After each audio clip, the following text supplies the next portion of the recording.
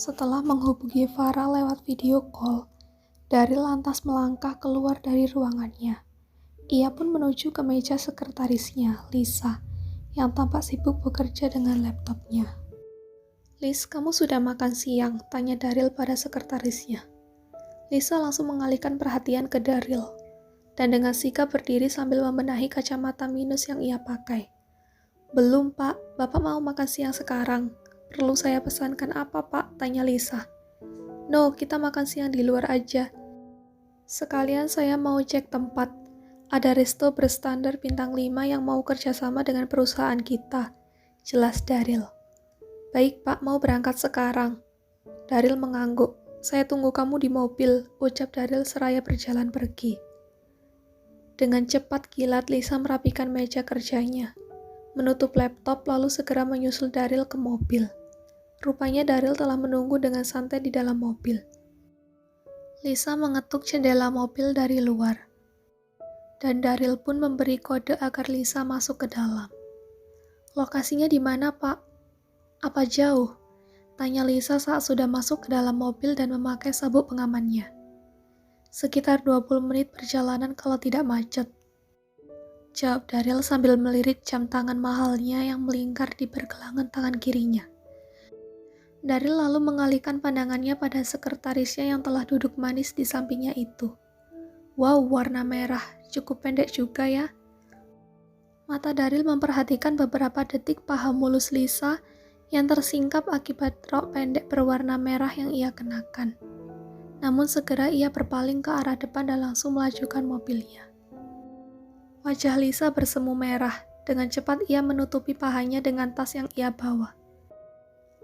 Maaf, Pak. Pakaian kerja saya masih di laundry semua, jadi sisa ini aja di lemari. Terpaksa, Pak," kata Lisa dengan jujur. "Kenapa warna merah itu jadi membuat perempuan lebih menarik ya?" tanya Daryl. "Maaf, Pak." Lisa balik bertanya, merasa ambigu dengan pertanyaan Daryl.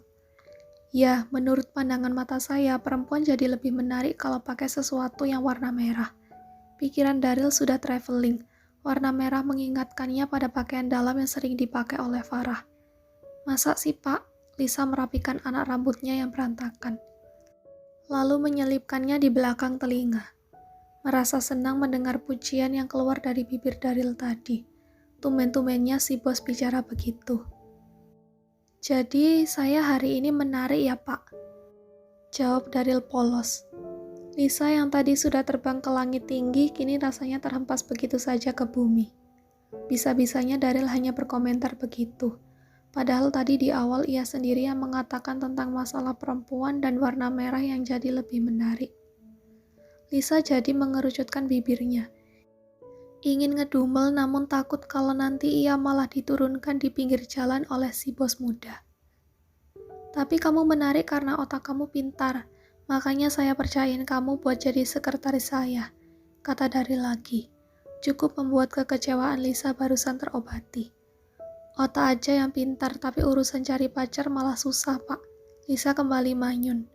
Ia sadar kalau dirinya yang kini sudah berusia 29 tahun masih saja menyandang status jomblo. "Bukannya si Gani sering mampirin ke meja kamu? Emang dia bukan deketin kamu, Lis?" Bola mata Lisa berputar mendengar nama Gani yang disebut oleh Daryl. Gani itu office boy di kantor. Setiap hari Gani memang rajin mampir ke meja kerja Lisa, entah itu bersih-bersih ataupun mengantar minuman. Tapi lebih seringnya modus sambil mengucapkan kata-kata gombal pada Lisa.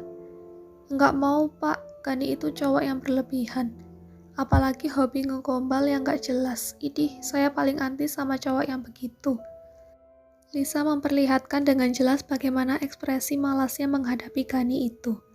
"Tapi kamu harusnya bersyukur ada orang yang ngejar-ngejar kamu, biarpun itu Gani. Setidaknya ada yang berjuang buat kamu," ucap Daryl. Matanya tetap memandang lurus ke jalan. "Memangnya Gani bukan masuk ke tipe kamu? Dia kan baik, rajin, suka bersih-bersih. Wajah juga mirip Ariel Noah. Nikmat mana lagi yang kamu dustakan?"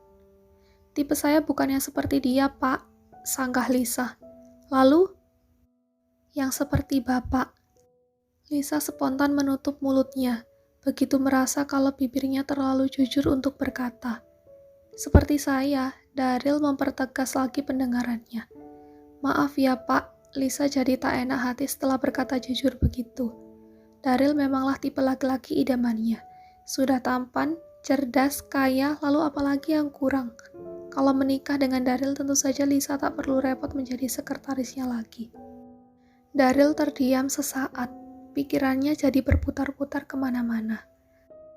Kalau sekretarisnya saja mengatakan dirinya ini tipe laki-laki idamannya, lalu kenapa Jessie masih belum bisa menerimanya sampai saat ini?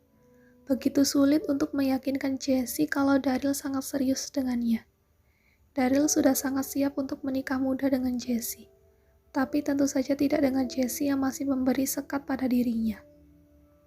Tapi kenapa ya, Jessie masih belum yakin sama saya? Memangnya saya kurang apa sih? Apa saya ini sebenarnya bukan tipe laki-laki idamannya? Tanya Daryl kemudian. Lisa menoleh ke arah bosnya.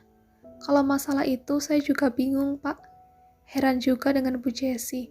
Masa cowok setampan dan semapan bapak ini masih dicuekin? Kan jadi gemes sama Bu Jessie. Protes Lisa yang setahun ini paham betul bagaimana hubungan Daryl dan Jessie. Tentu menjadi kesal melihat sikap Jessie yang terlihat cuek pada Daryl. Apa karena usia saya lebih muda, Liz? Tanya Daryl lagi. Iya, Pak, kan berondong. Lisa nyengir sambil memamerkan gigi gingsulnya. Daryl hanya menyeringai, tak lama mereka pun sampai di tujuan mereka. Daryl pun memarkir mobilnya di parkiran. Begitu keluar dari mobil, tiba-tiba pandangannya tertuju pada sebuah mobil yang terparkir tak jauh dari tempatnya. Daryl tahu betul siapa pemilik mobil itu, berikut sopir yang sedang menunggu di dalam mobil tersebut. Dengan bersemangat dan langkah kaki yang panjang, Daryl segera masuk ke dalam resto. Ia mengedarkan pandangannya ke dalam resto tersebut, mencari sosok pemilik mobil tadi. Pak, pelan-pelan dong, bapak badannya tinggi, kakinya panjang, jadi enak-enak aja kalau jalan cepat. Kalau saya pakai high heels Belum selesai Lisa menjabarkan protesnya, namun bosnya sudah menghilang lagi. Lisa mengedipkan matanya berkali-kali, ketika sadar bahwa Daryl telah melangkah jauh ke sudut ruangan yang ada di resto itu. Lisa memperhatikan dari jauh. Rupanya Daryl sedang menghampiri meja yang berisi beberapa perempuan. Tampak seperti perkumpulan perempuan-perempuan sosialita yang sedang arisan. Dan salah satu dari mereka ada sosok perempuan yang sangat Lisa kenal. Jadi Lisa langsung paham mengapa bosnya itu tergesa-gesa. Tanpa pikir panjang, Daryl lantas saja merangkul pundak perempuan yang sangat ia kenal itu. Tak peduli dengan kumpulan teman-teman perempuannya para kaum sosialita, yang langsung menjadikan Daryl sebagai fokus utama tatapan mereka.